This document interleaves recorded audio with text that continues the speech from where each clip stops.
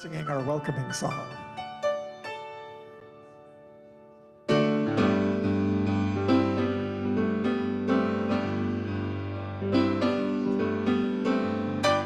You are welcome here, wherever you're going to, wherever you're coming from. You are welcome here. You are welcome here, wherever you're going to, wherever you're coming from. You are welcome here, 'cause it's a house of love, a house of hope and dreams. It's a house of love. And you are welcome here, 'cause it's a house of love, a house of hope and dreams. It's a house of love, and you are welcome here. Y ahora en español. Bienvenido aquí, tú quieres que vayas tú quieres que vengas hoy. Bienvenido aquí, bienvenido aquí, tú quieres que vayas tú quieres que vengas hoy. Bienvenido aquí, a este lugar de amor, de sueños y ilusión, a este lugar de amor. Bienvenido aquí, si es un lugar de amor, de sueños e ilusión, a este lugar de amor. Bienvenido aquí.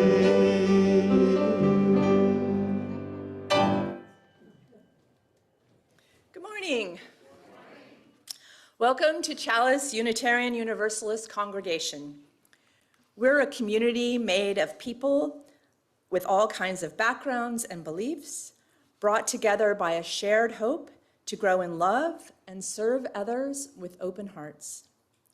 Whoever you are, whoever you love, and wherever life has taken you so far, you're welcome here. Whether you join us every Sunday, drop by now and then, or this is your very first time, we're really glad you're with us today. I'm Ann McKernan, the worship associate today. Our pulpit guest preacher this morning is Reverend Ellie Kilpatrick. Reverend Ellie has finished a 3-year ministry at the UU Fellowship of San Dieguito. Our worship musician this morning is John Schultz, and our song leader is David Peel. Our worship assistant is Jessica Meller. Our tech team is Hope Campbell and Dean Gadet, and our sound and video engineer is Jake Diak. Our greeters are Amaki Ayikba and Susan Spoto. And our closer today is Jessica Schultz. Phew, it takes a lot of people to make this happen. Our minister, Reverend Sharon Wiley, will return to the pulpit next Sunday, October 19th. Welcome to our Sunday worship service. Welcome to those of you here in the chapel and to those of you online watching through Zoom. For those of us here in the chapel, if you're sitting in a row that is not full, please consider moving toward the wall so we can leave room for the congregants arriving a little bit late. Please feel free to wear masks or step outside as needed for your comfort. Also know you will be able to hear what is happening inside while you are outside on the courtyard. We're always happy to welcome newcomers. If you're new, you can learn about our groups and activities through our weekly email newsletter. Online guests will receive an invitation to join the list after the service. In-person guests, if you haven't already, please share your email before you leave. It's the best way to stay connected with what's happening at Chalice. Now, let's take a breath together.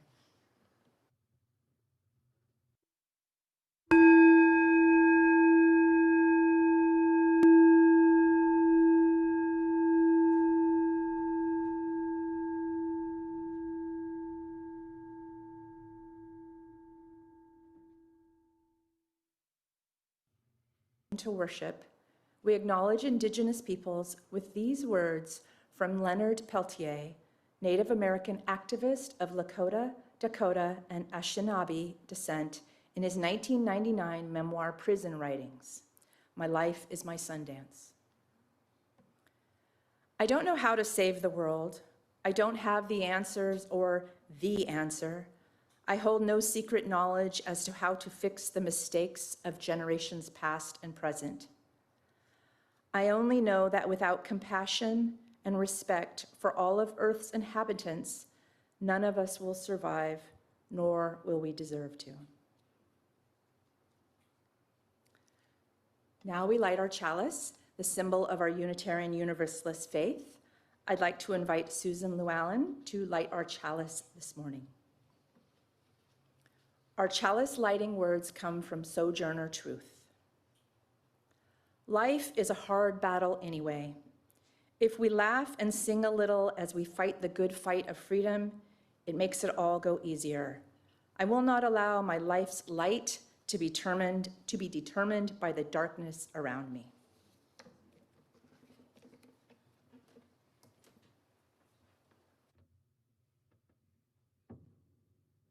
For the prelude today, we're going to sing a song, Ripple, written by Robert Hunter and Jerry Garcia of the Grateful Dead in 1970. And this song has kind of Taoist imagery and Buddhist themes throughout it, so I hope you enjoy it.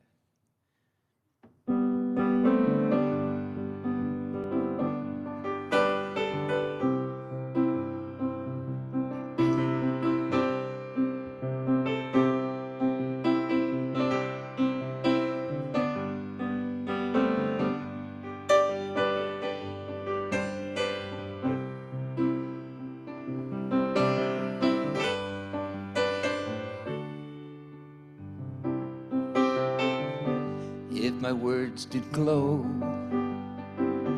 with the gold of sunshine, and my tunes were played on a harp unstrung, would you hear my voice come through the music?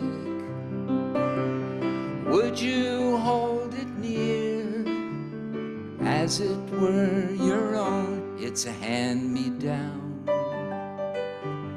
The thoughts are broken. Perhaps they're better left unsung. Well, I don't know. Don't really care. Let there be songs to fill the air. Ripple in still water when there is no pebble tossed, no wind to blow. Reach out your hand. If your cup be empty, if your cup is full, may it be again.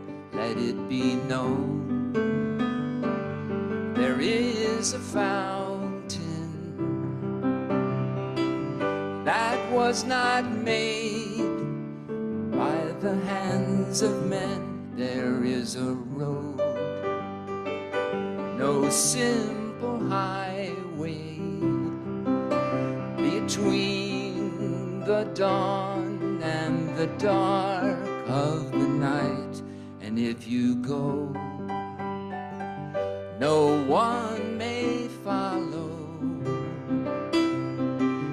That path is for your steps alone. Ripple in still water when there is no pebble tossed, no wind to blow. You who choose to lead must follow.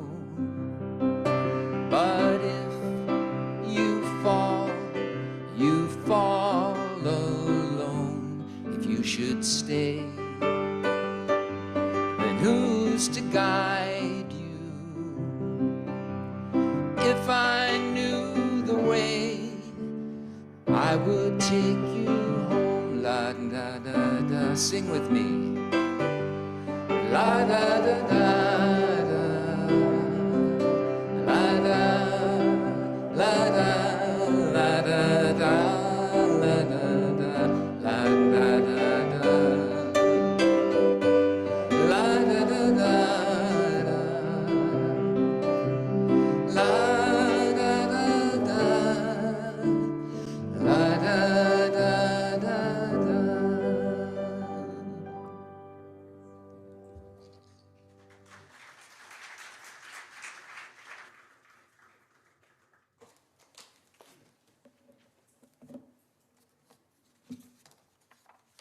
Good morning.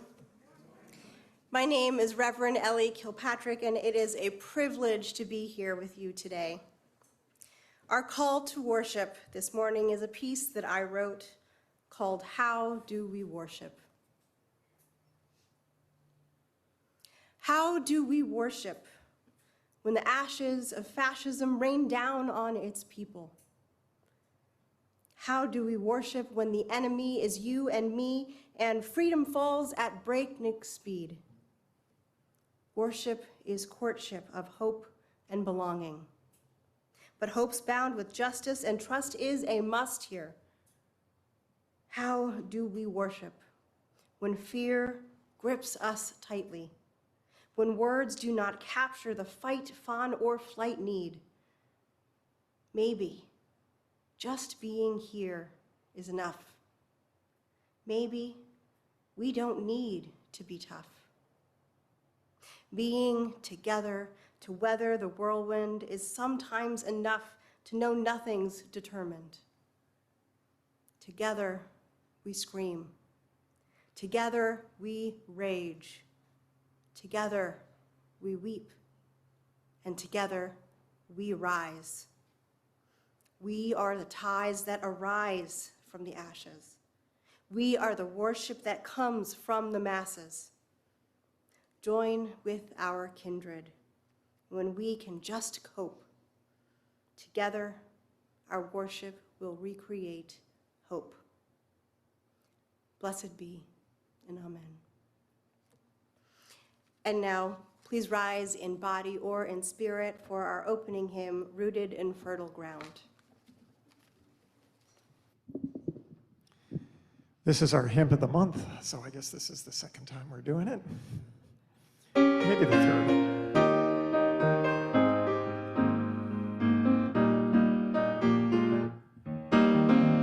We are rooted in fertile ground, fertile ground. We are rooted in fertile ground, and our roots go deep, and our God is bounds. We are rooted in fertile ground, fertile ground. We are building a better day, better day. We are building a better day, better day. And we work and dream, we are on our way. We are building a better day, better day. May compassion be our guide as we offer up our lives in the service of justice, peace, and love. May our faith and hope abide. We're creating a world of love, world of love. We're creating a world of love, world of love, where each living soul always has enough. We're creating a world of love, world of love. We are healing the ones in pain, healing pain.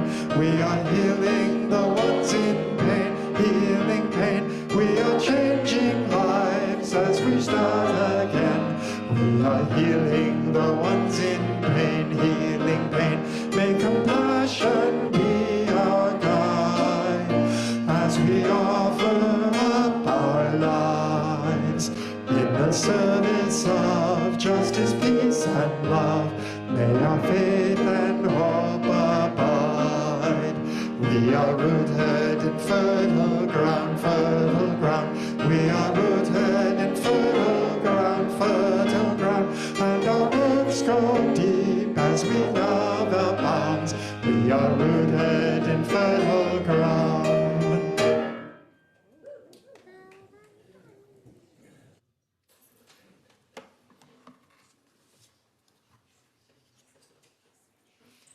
Our Sunday worship is the shared spiritual practice of our community, and we tend to the congregation during this time by sharing our joys and sorrows.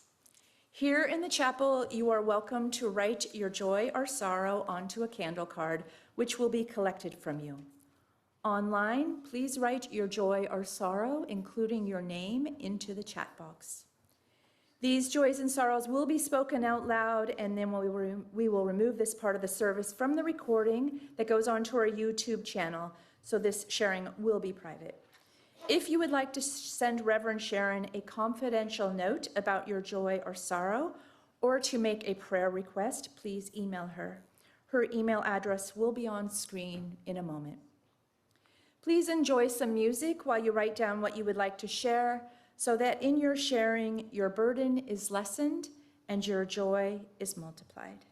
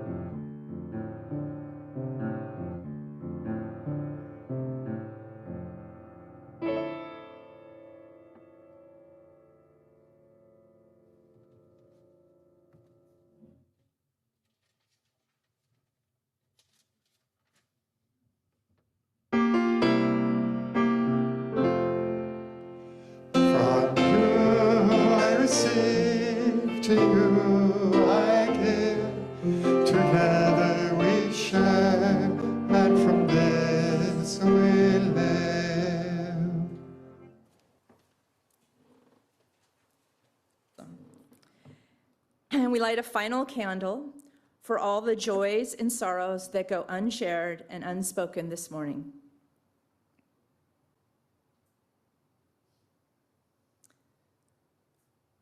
These two are held in the love and support of this community. Now we invite the children and anyone else who would like to come forward for a story.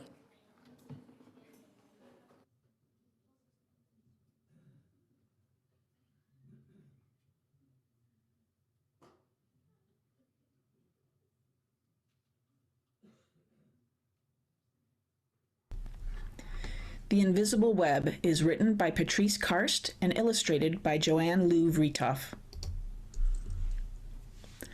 The very best news ever has begun to spread all over the world, one heart at a time. Shout it from the mountaintops.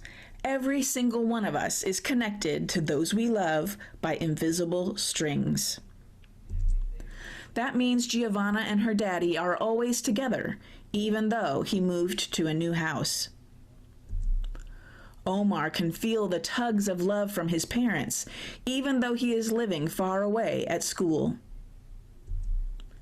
Mr. Chang still feels Mrs. Chang close by, even though she died such a very long time ago. And you, at this very moment, may feel the string of someone close to you, even though they aren't there. You can't see it, but it's real. Our strings reach to everyone we know. They travel far and wide, to families and friends, classmates and coaches, to bus drivers and babysitters, neighbors and pets, to aunts and uncles and grandparents and grandchildren, and countless other people.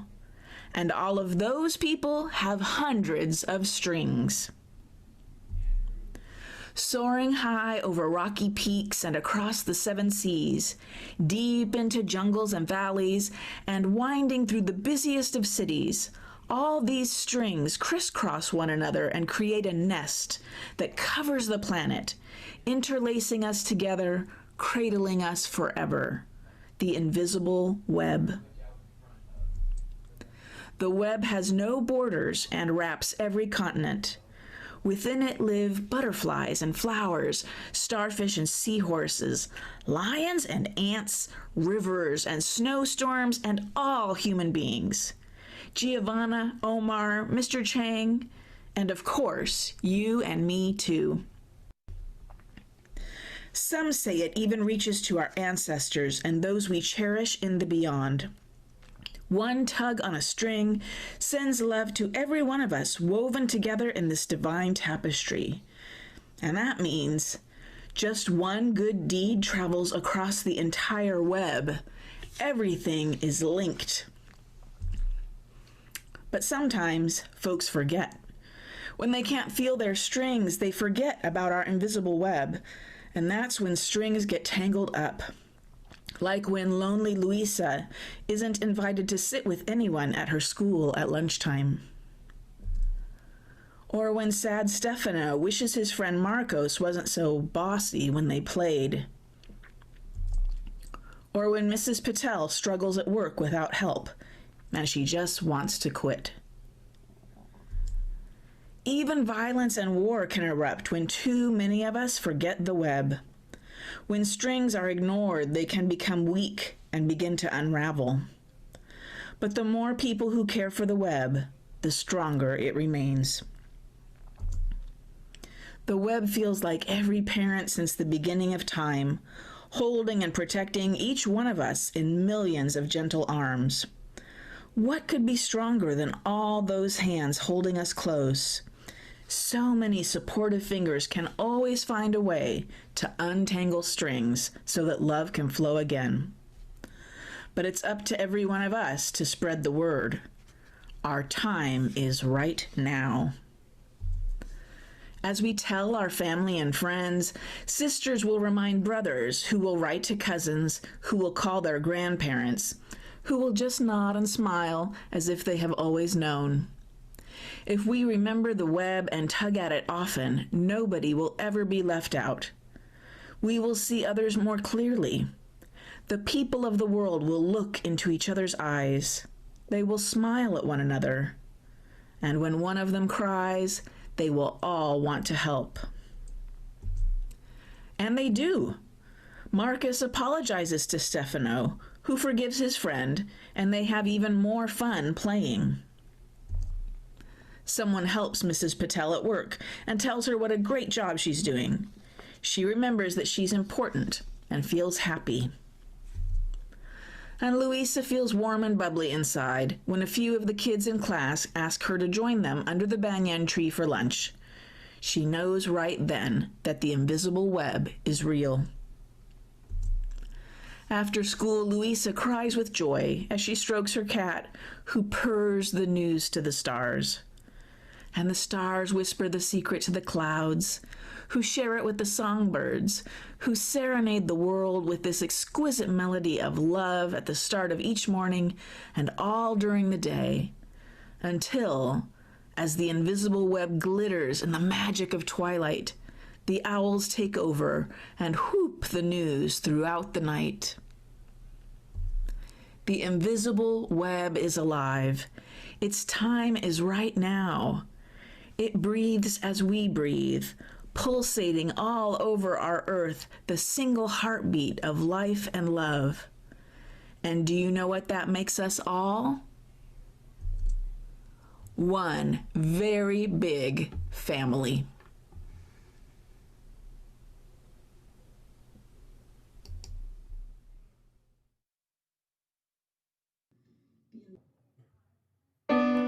As the children leave for classes, we join in singing.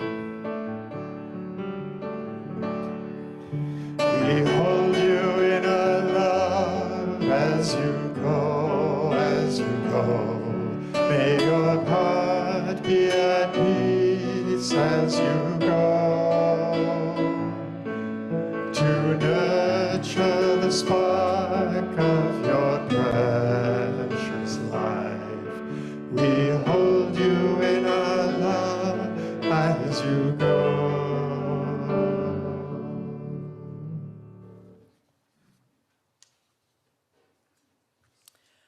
Reverend Ellie Kilpatrick grew up in New York City but moved to California in 2013.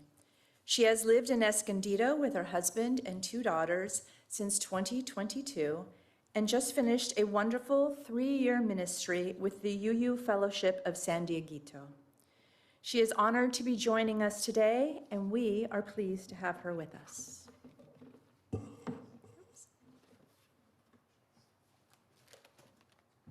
Thank you.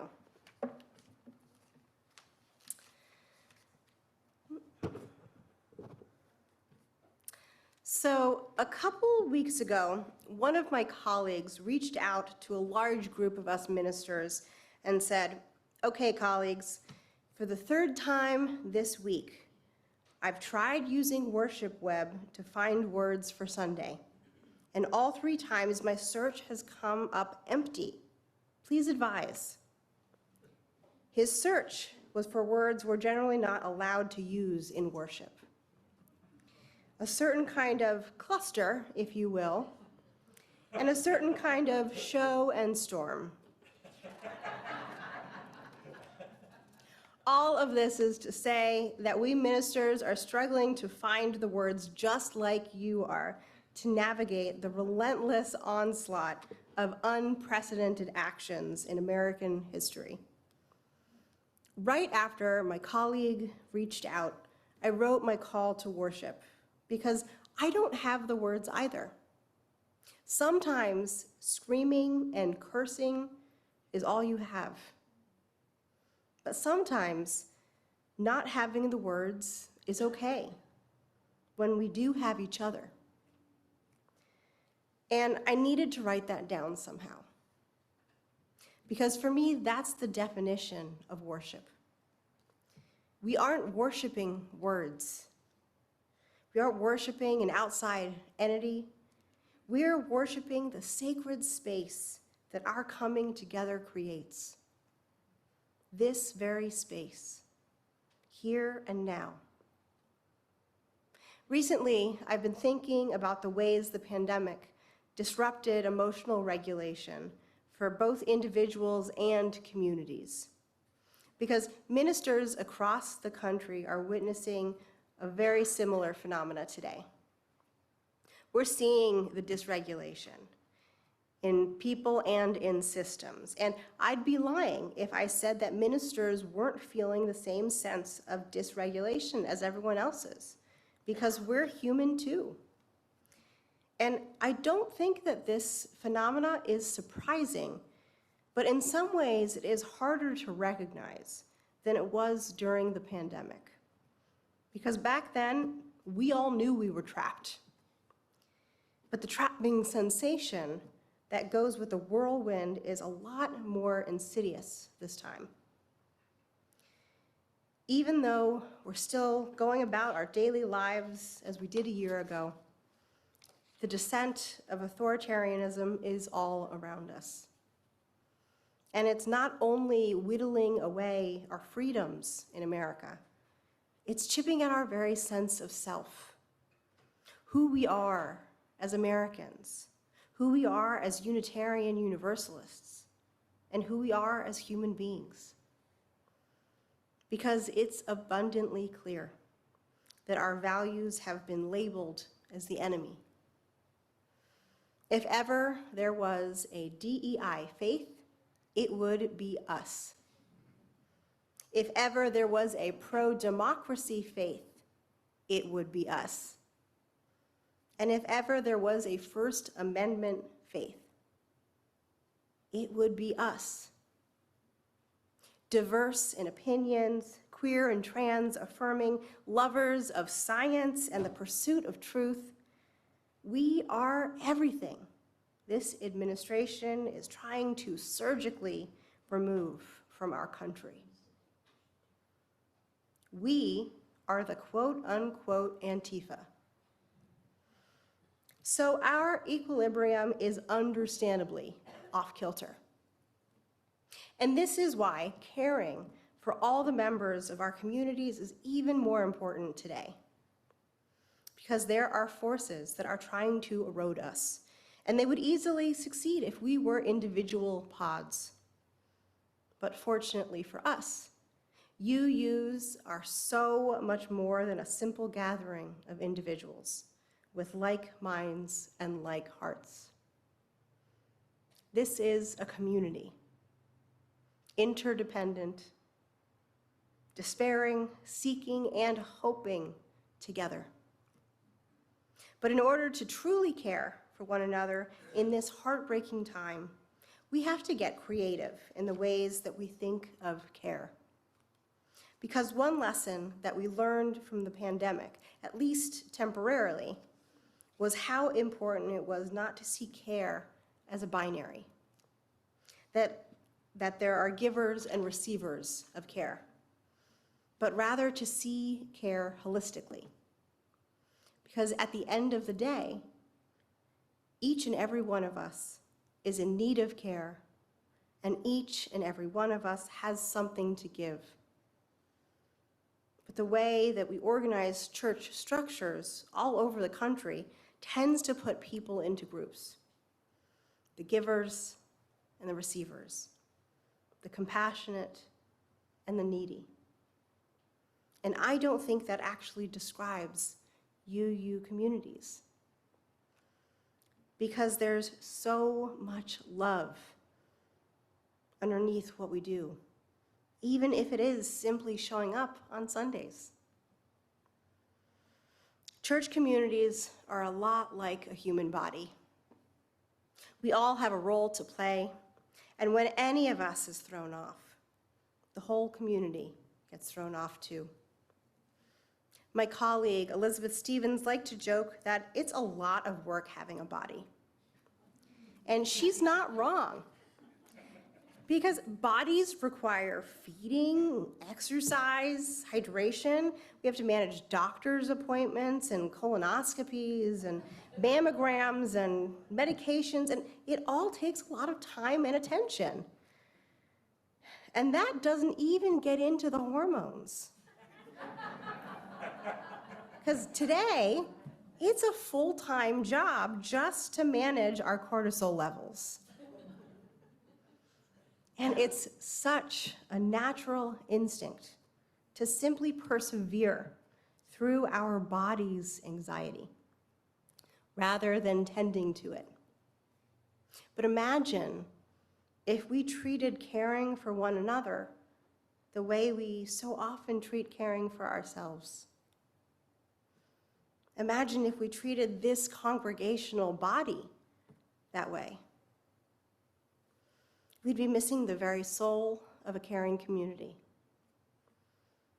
When physical churches shut down 5 years ago, communities got creative. I remember my congregation at the time ended up having more activities during the first few months of COVID than it ever had before. Daily virtual coffee hours, weekly grief groups, weekly choir, weekly justice education, weekly parents support group, weekly small group meetings, and of course, weekly worship. And that didn't even include the pastoral care committee at the time, making sure that every single member of the congregation got a phone call once a month, and would then let me know when members could use additional support from me. Now, I would love to take credit for the vibrancy during those incredibly difficult months, but the truth is that it wasn't just me, the pastor, giving care to people. It was the sudden upshot of completely different members having the bandwidth to be givers in that time. Like the young parents who were tech savvy and wonderful singers, taking leadership of AV and musical performances on Zoom, all while their 5-year-old routinely jumped in front of the camera in her Elsa costume. The church's young members were suddenly mentors to older members, guiding them through Zoom and Google Docs. But the shift wasn't just empowering for the younger members. It also meant the recent widow who couldn't drive suddenly being able to join every single meeting, because all she had to do was go to her computer. She had been a sporadic attendee, but during COVID, she gleefully joined the worship associate team, the pastoral associate team, and a small group ministry team. And then she ended up becoming a board member because of the shift in accessibility. All because she could give and receive care for all those ministries with the addition of Zoom. At the end of the day, what made community care different in the time of COVID was that everyone was in the same storm with different abilities and skills, but all of them were necessary. And I think we knew that. And this is the kind of culture that I think we need to tap into again.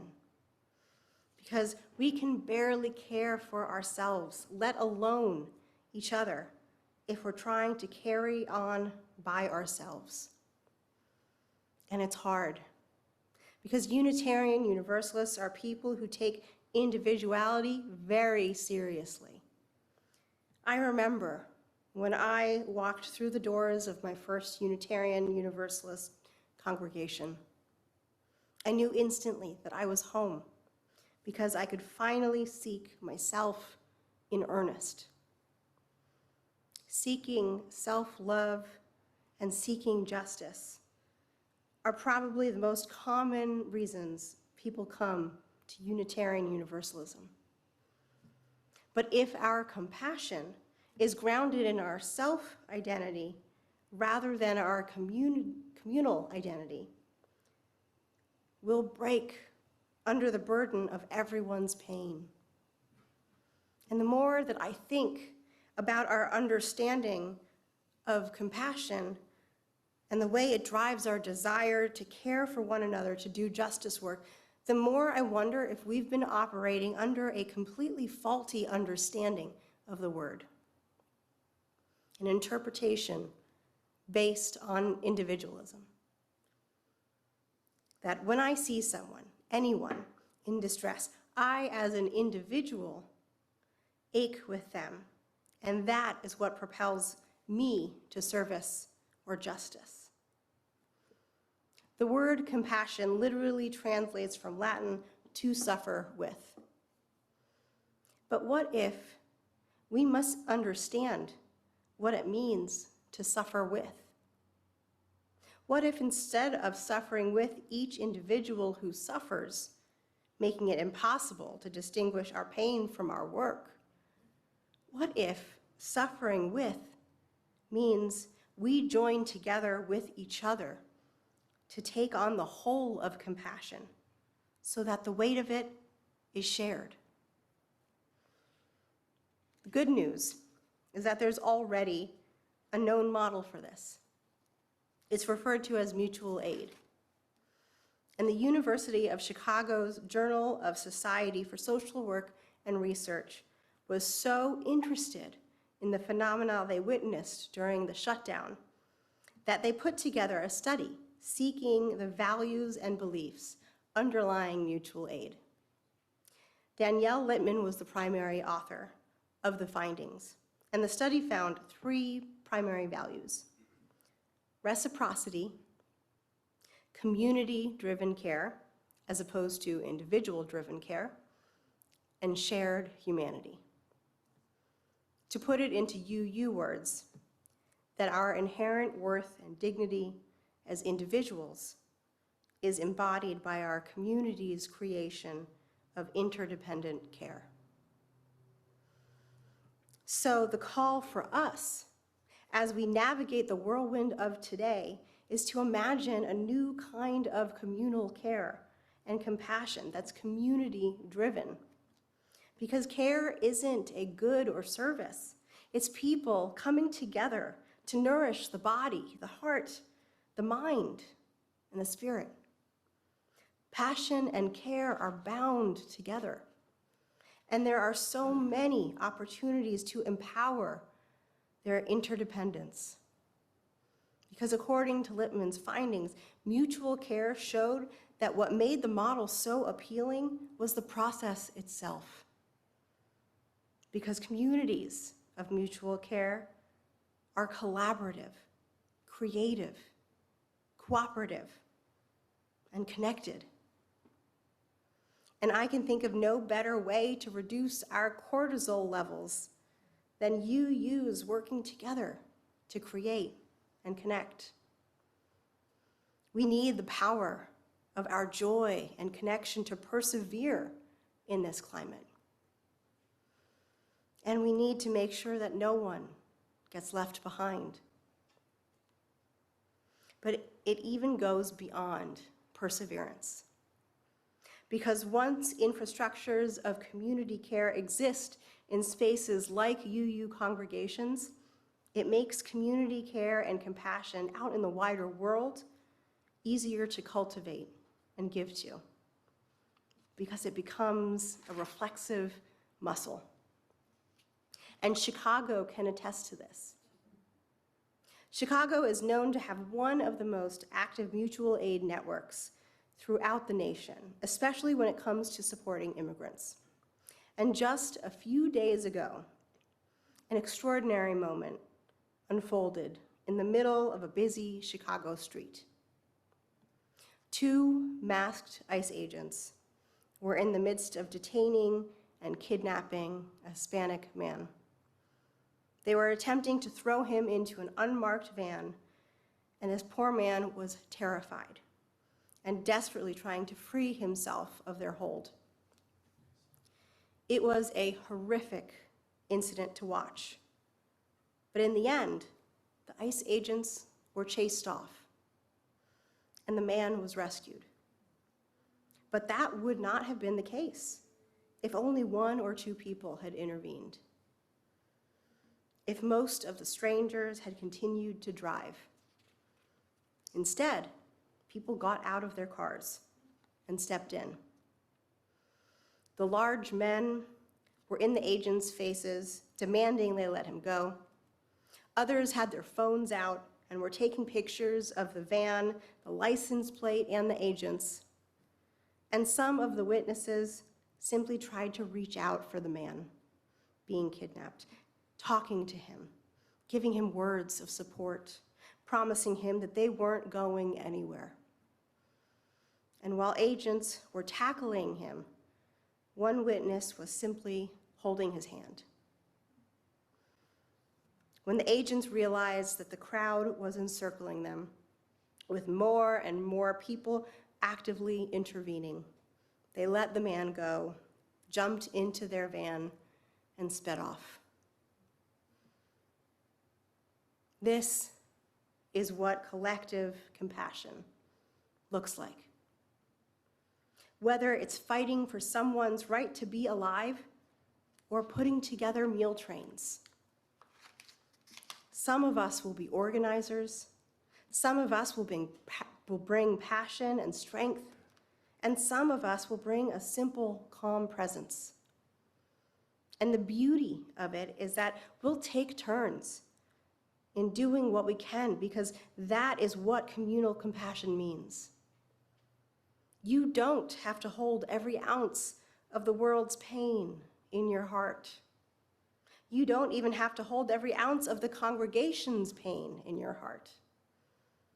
You only need to bring what you can, so that collective compassion rises from the ashes of fascism and hate. What you have to give is enough, because together we'll build a new way of caring for the whole of our communities. Together we'll chase off the forces of fascism, and together we'll create more connection, more hope, and more love. Because this journey toward collective compassion and care is the most blessed form of worship. We are whole, we are holy, and we are mighty. Blessed be, and amen. And now, please rise in body or in spirit for hymn number 1017, Building a New Way.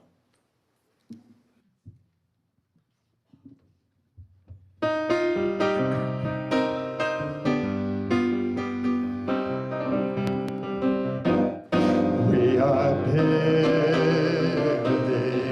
a new way. We are building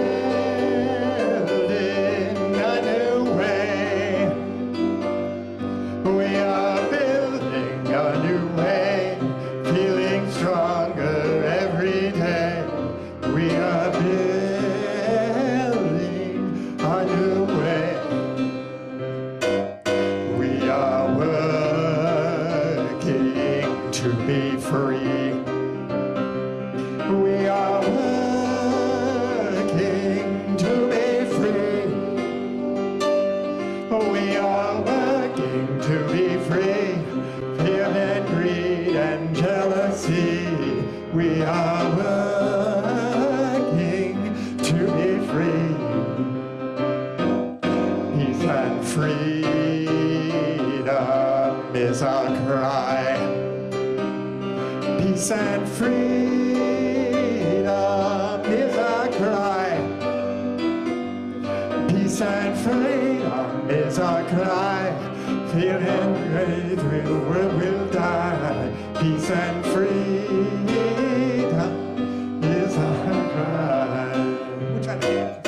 Peace and freedom is our cry. We'll do that one again. Without freedom, we will cry. We can feed our every need. We can serve, that is the sea. We can feed our every need. One again. We can building a new way. We are building a new way. We are building a new way, feeling stronger every day. We are building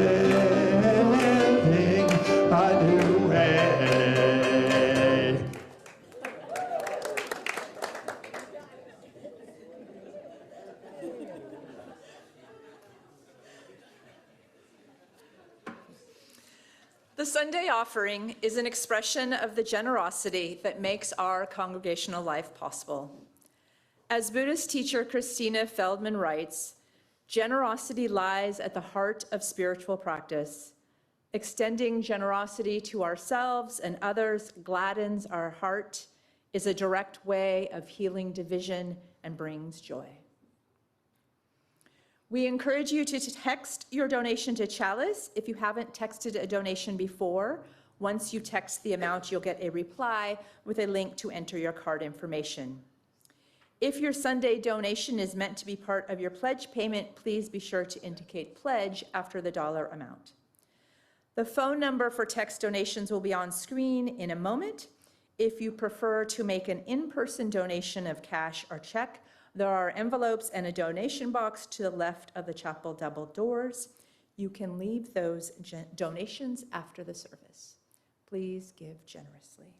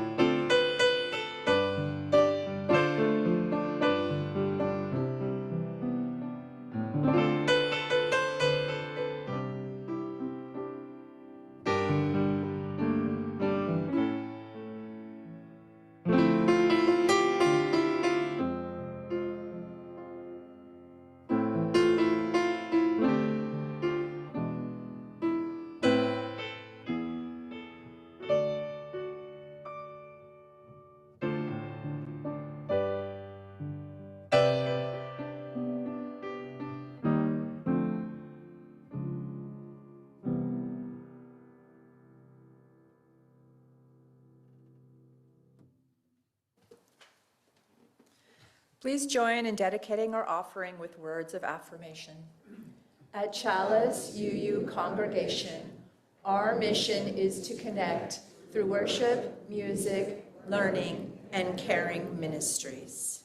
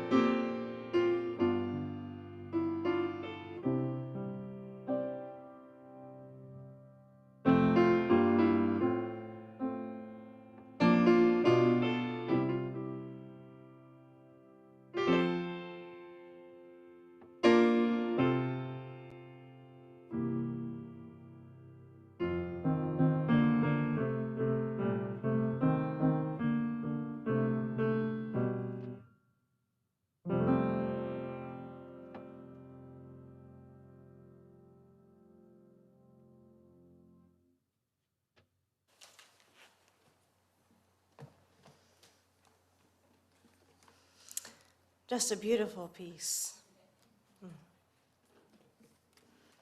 Please join me in a moment of prayer. spirit of life and love. Sometimes community care calls for music. In the never-ending cacophony of hatred, oppression, and suppression, let the harmonies of our love ring louder. In the unexamined dissonance of billionaires supposedly serving the people, let our dissonance lead to major change. Every note has a role to play in this song, and we are each notes just like any other. May we know our beautiful worth. May our song drown out the noise, and may we remember that, like music, each note we have to share is made all the more beautiful when we join together. Blessed be, and amen. And now, please rise in body or in spirit for hymn number 118, This Little Light of Mine.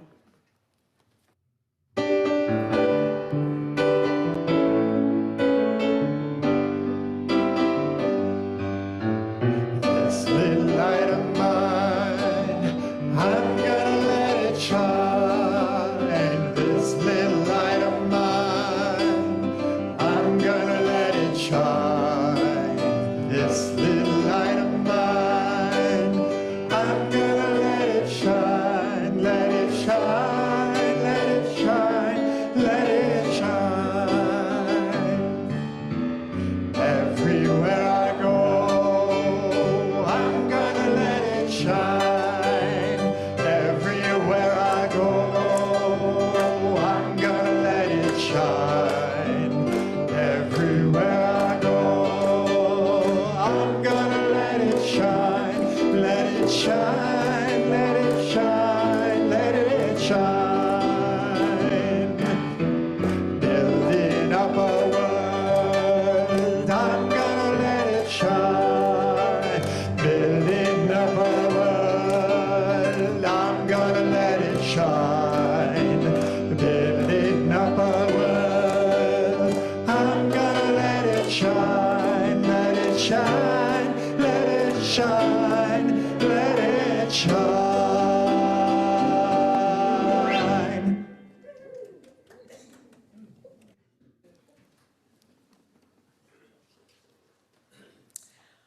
Our closing words come from the world-renowned Buddhist teacher Yongey Mingyur Rinpoche. Because we all live in a human society on a single planet, we have to learn to work together.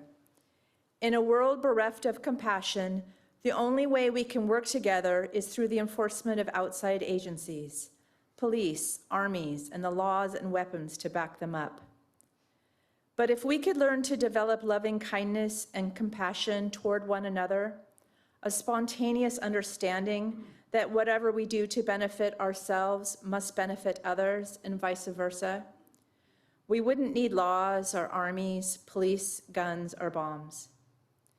In other words, the best form of security we can offer ourselves is to develop an open heart. Love and blessings to each of you. You are invited to close our time together by singing the well. After the closing hymn, please return to your seats for an announcement.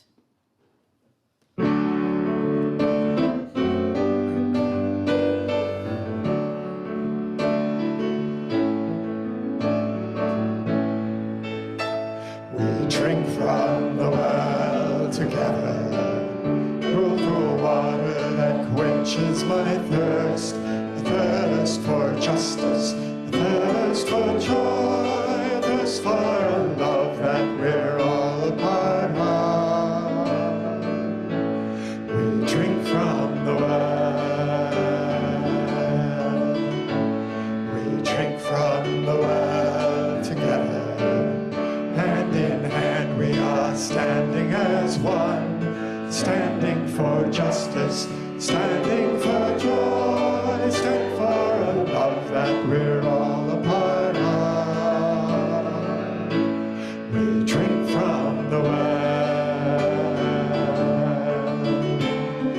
open the doors to the world outside, spirits renewed from within. Look for the dream in each other's eyes, the spark where a new world begins. Yes, we drink from the well together, heart to heart we are standing as one, dancing for justice, dancing for joy, dance for a love that we're all a part of. We drink from the well, spirits renewed. We drink from the well, stand hand in hand. We drink from the well, dancing for joy. I feel my heart so well. We drink from the well.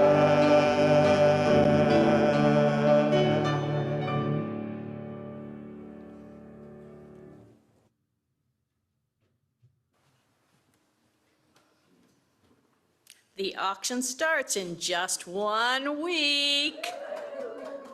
Online bidding will start next Sunday, October 19 at noon, and continue until Sunday, October 26 at 5 p.m. You'll have to wait for the live auction to bid on some items, including many dinners and other events. These items state in the catalog that they are available to be bid on at the live auction only. You can bid for all remaining items online. This means we still need your donations as soon as possible, but please be sure to submit them by this coming Friday, October 17, so we can get them posted before the bidding starts. And don't forget that you can also purchase entries for the Dinner for Two opportunity drawing as well, and you can do that now. You don't have to wait for the auction to start. There are some awesome dinners already in the auction catalog, and these dinners can go for over $100 per person by the time the bidding is over.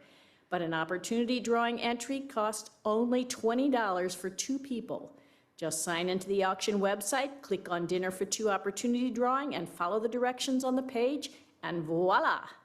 If you win, you and your +1 will get to attend a dinner for your $20 entry fee that could end up costing 2 winning bidders several $100s to attend. The auction team will contact you to find out which dinner you want for your entry. If you purchase more than 1 entry, you can pick a different dinner for each entry or pick the same dinner multiple times. You must let the auction team know your choices before noon on October 25th because the winner will be selected just before the start of the bidding at the live auction on October 25th. And I have some tips for perusing the auction website. If we have do you have the slides that I sent? I didn't get a response, so I'm not sure. If you don't, I'll skip this part. I'll skip this part, that's fine. Everybody wants to go outside. For the live auction, you can attend in person or on Zoom. There will be childcare. We invite you to come in costume. Please come in costume. I didn't say that very well. I just read it as a list. Come in costume.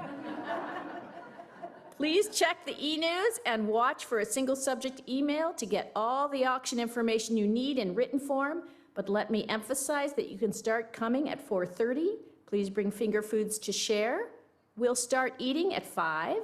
You can also bring your online auction items for display during the auction, but you have to take them home at the end of the evening. They'll be displayed over in the Rainbow Room in the hub. Bidding will start at 6. We ask online bidders to come a little early to make sure that the Zoom system is working for bidding.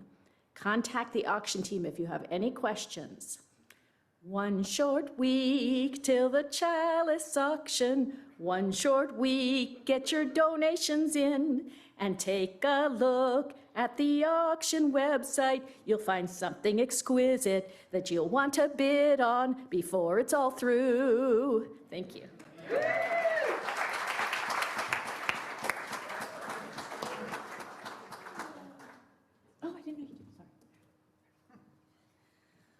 Has a sticker with our UU values been missing from your life?